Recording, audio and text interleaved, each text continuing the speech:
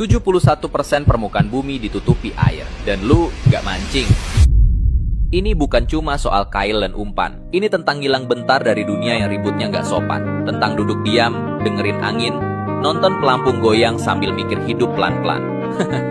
Mancing tuh meditasi yang bau amis.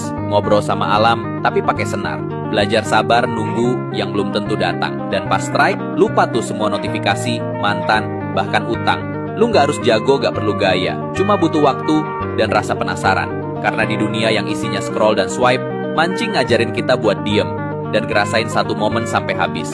Jadi, ambil joranmu, mari kita selamatkan ikan yang tenggelam.